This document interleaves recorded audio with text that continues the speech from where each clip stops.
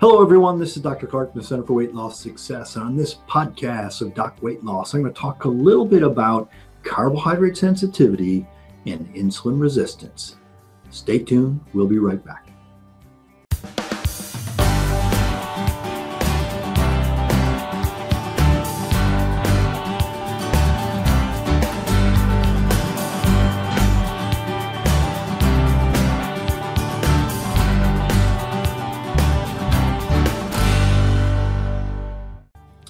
Welcome back, everyone. Again, this is Dr. Clark, and on this podcast, we're going to talk a little about carbohydrate sensitivity and insulin resistance. And that kindly leads into diabetes mellitus. So first thing we're going to talk about is what is it? What's carbohydrate sensitivity? And then talk about how does that potentially progress to insulin resistance, to diabetes, and then finally, what can you do about this? Okay, what can you do, and what are some tips to help you through all this? All right, just to give you a little overview about this. If you think about this and look statistically at the U.S. population, 2 out of 3 Americans are overweight. Okay, so that means most people are overweight, and about 1 out of 2 of these, or we look at that statistically, it's about 1/3 of the population are actually considered obese. Okay. When someone is labeled as obese, and that typically means a body mass index over 30, okay, usually about 50 pounds, 40, 50 pounds overweight, your risk of developing diabetes is about 80% higher than a normal weight person. All right. And then just about 50% of Americans are actually thought to be insulin resistant. Now, you don't necessarily have to be way overweight to be insulin resistant. And insulin resistance is a stepping stone to diabetes. So we're going to talk about these things. And it's estimated that about 1 of 2 Americans will be diabetic by 2020. That's not very far down the road here. So this type of thing, though, doesn't happen overnight. It's something that occurs over years and years and years. And it's not something that just all of a sudden I woke up and, oh, now I'm a diabetic. It's like, no, there was a continuing here. And it typically starts with carbohydrate sensitivity, eventually to insulin resistance, and then pre-diabetes, and then diabetes. And that's typically diabetes type 2. Diabetes type 1 is a different animal. Diabetic type 1, if you're diabetic, there's a type 1 diabetic, you don't make any insulin. For diabetes type 2, you actually make plenty of insulin. Your body's just very resistant to it and can't control the blood sugars anymore. All right, so let's talk about a little bit more then about this carbohydrate sensitivity. This occurs, and about 2/3 of the population is affected by this. So it's very, very common. And you do not have to be overweight to be affected by this. We see many, many people that have these symptoms. So what happens is there's a delay in the normal insulin response when someone eats carbohydrates. So if you eat a carbohydrate meal, then typically up some, and there should be a nice little rise in the insulin to control the blood sugar. Now, if there's a delay in the normal insulin response, this will result in a large blood sugar spike. So you get this spike going way up in the air, and then you get this huge overcompensation spike in the release of insulin. So you initially get this delay in the release of insulin, and now you get this overcompensation spike in the insulin. And when that occurs, this results in a quick blood sugar fall. And it's this quick blood sugar fall that produces symptoms. And the symptoms are very, very common. Headaches, tiredness, irritability. I feel shaky. I have to lay down for a little while. I can't concentrate. I feel like I'm just not thinking clearly. I have significant hunger, significant craving. It's usually for cravings that makes blood sugar go back up. I've got to eat something right now. Very common symptoms. Literally 2/3 of the American population gets this. Now, the thing that can help this the most is actually don't get the spike. Okay, now what I mean by that is if you're prone to this delay and then this overcompensation, the real answer there is don't get the spike in the blood sugar. If you don't get the spike in the blood sugar, you don't get the plummet in the blood sugar. What most people don't realize is that Starving people actually keep their blood sugars rock stable. They're perfect. Okay, they're literally perfect. Their blood sugars aren't, because your body will continue, even if you're not eating anything, your body can produce sugar. It can make sugar. So it keeps your blood sugars rock stable. They're perfect. It's only when we start eating that things get thrown out of whack. And it's typically the carbohydrate that we eat that throws these out of whack. So the treatment there is don't get the rise. If you don't get the rise, you don't get the fall. And the reason we say that is because the symptoms that occur with carbohydrate sensitivity, those headaches, the shakiness, I feel a little faint, I've got to lay down. The symptoms occur, it's not due to the actual number. The symptoms occur due to the speed of the fall. So it's the speed of the fall that causes the symptoms. But the speed of the fall always mirrors the speed of the rise. And so again, the treatment for it is don't get the rise. And it's don't eat that cause that big blood sugar spike. So if you get the back previously that gave me a big blood sugar spike, fall. And it's the fall that causes the symptoms, and it's the speed of the fall. Now, this happens over kind of number of years. Eventually, this insulin resistance. What this means then is that as your cells are exposed to this overabundance of insulin, as you get this big overcompensation, so your cells are exposed to this higher blood sugars followed by higher insulin, and subsequently your cells become a little resistant to the insulin itself. And what that means is that it requires more insulin to actually keep the blood sugars in that normal range. So as your cells are exposed to more and more of the higher blood sugar, higher insulin levels, all of a sudden now it requires even more insulin to do that. And sometimes these higher insulin levels may go undetected for years, because if you get your fasting blood sugar done, your blood sugars may be perfect. They may be normal, but it may be that it took this much insulin, to actually a tremendous amount of insulin, to actually keep those blood sugars normal. Now, so, what's the problem? Why are we concerned? So what if it takes so much insulin? Okay, the problem there is that insulin does lots of things we wish insulin wouldn't do. Now, its main job is trying to keep blood sugars normal. That's insulin's main job. But unfortunately, insulin does a lot of other things. Insulin makes you retain water. Insulin can make your blood pressure go up. Insulin makes cholesterol go up. Insulin makes triglycerides go up. And insulin turns on fat storage. We've talked a number of times about this. I won't go into detail today, but it turns on the enzyme lipoprotein lipase, which basically makes us store fat. So insulin turns on fat storage. So this is the real problem with high insulin levels.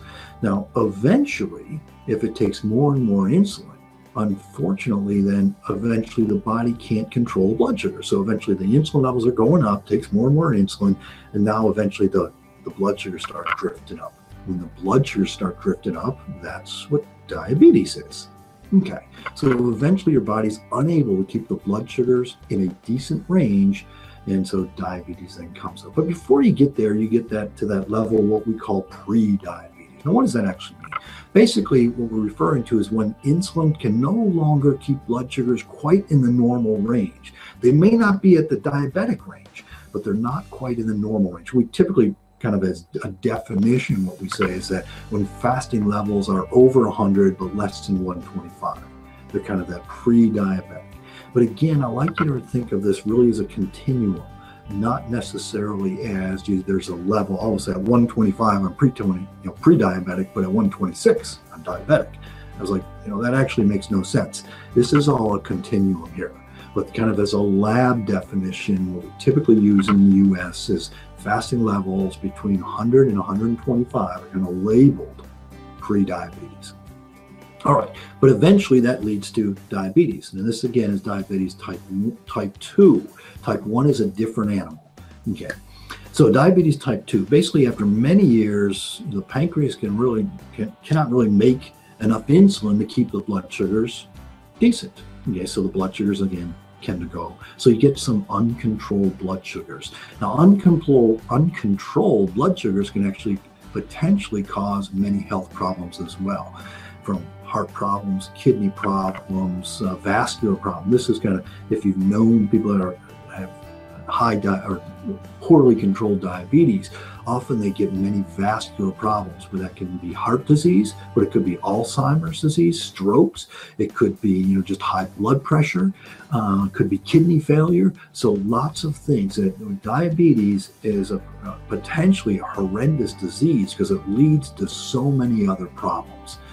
But again, kind of these elevated insulin levels also lead to fat storage. And again, you're going to have worsening of water retention, blood pressure problems, cholesterol problems, triglyceride problems, and truly kind of a diabetic that's out of control. All right, so what can you do about this? I mean, this sounds like, gee, what do I do to help prevent these things from occurring?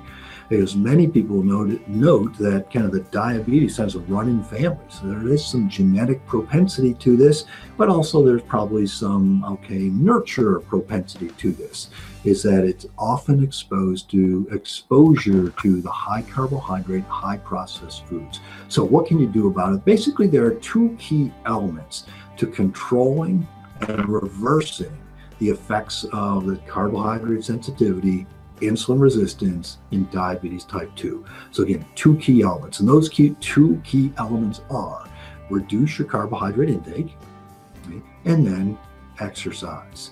Now, by reducing carbohydrate intake, basically this relieves the pancreas from having to make so much insulin. So if we relieve the pancreas, you don't need as much insulin. So it relieves the pancreas from needing to secrete so much insulin. The best way to keep insulin levels low is to avoid eating the things that make insulin levels go up, which basically anytime your blood sugar goes up, insulin levels go up. So what we're talking about there is avoiding the carbohydrates, especially the simple carbohydrates. One of the nice, insulin's a hormone. We've talked about this in the past, but insulin's a hormone, but it's one of the few hormones you have control over. Insulin doesn't go up until your blood sugars go up. Blood sugars go up directly depending on what you eat. Typically the carbohydrate that you eat, and especially the simple carbohydrates, processed carbohydrates. I do want to make this point too, is that insulin is a hormone we can't live without. So it's not like we'd want to get rid of it. We can't. That would be terrible. Your blood sugars would be way out of control. But insulin is a hormone we can't live without, but you want to live with the absolute smallest number possible because of all the other problems that insulin tends to cause.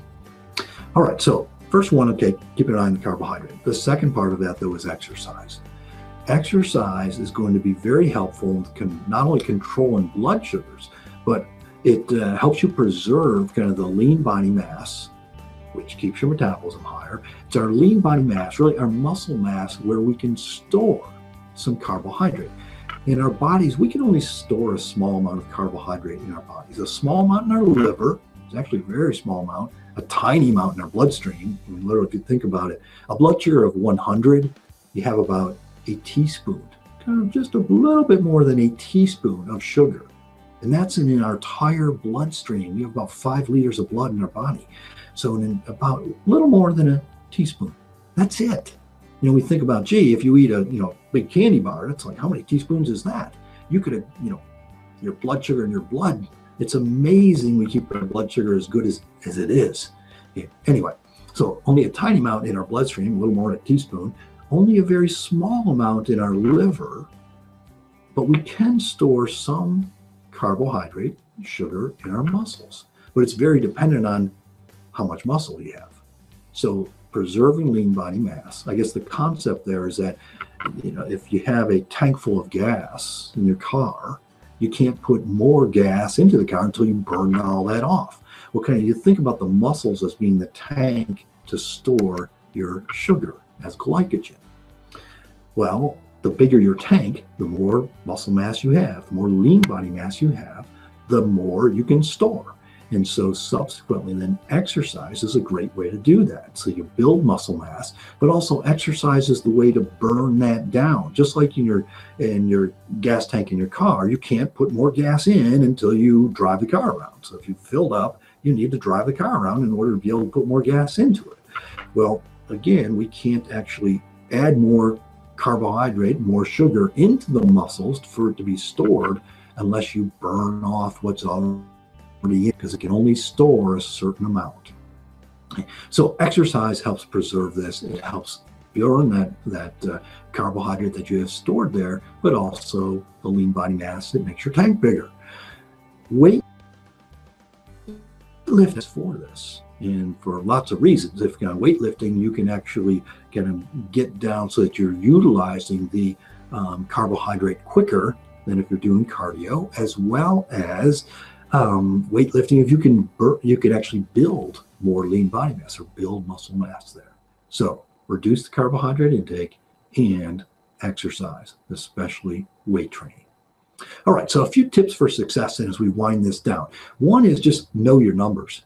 You should know, what is your fasting blood sugar? What is your hemoglobin A1C, which gives you an idea of what's happened over the past few months with your healthcare provider. Know what I'll call the effective carbohydrate intake is. And just because everyone will have a tipping point to how much carbohydrate they're sensitive to. Because if you go above that tipping point of carbohydrate, now, for some people, it seems like the tipping point is way high. They seem like they can eat anything they want to and never gain a pound. And it's not that they have a different physiology. They just have a more efficient physiology. It only takes a small amount of insulin to keep their blood sugars decent. For those, and when you're in maintenance, you really want to make sure you're not going above that tipping point. Thirdly, make exercise a routine part of your day. Eat regularly so that you don't get those big swings. I like people to think of eating plan as kind of 3 meals a day, plus minus a snack, and making kind of protein-based meals, and then what I'll call the healthy, nutrient-dense, not calorie-dense, but nutrient-dense carbohydrates, such as colorful vegetable salad stuff. They're low carbohydrate, but nutrient-dense. So you want to avoid then those big blood sugar swings, because the big blood sugar swings, again, that cause. So then it's kind of keeping that balance. Regular meals, kind of balanced meals, protein levels. Typically, I encourage people to keep them at least equal to or higher than carbohydrate levels. Some of it depends on who you are to carbohydrates, and everyone's a little bit different. All right, you want more information, please don't hesitate to ask. First, go to our corporate website, which is cfwls.com. Or if you want more access to me, you can ask questions directly. Do it every week for our webinar, Losing Weight USA. It's www.losingweightusa.com. Go to that site, sign up, access our webinars, tips every week, recipes every week, and you can ask me questions every week. All right. Well, thank you all for listening. And if you again have more questions, don't hesitate to ask. Stay tuned for our next podcast. It should be coming up sometime in the next week or two. And remember, it's your life. Make it a healthy one. Have a good day, everyone. Take care.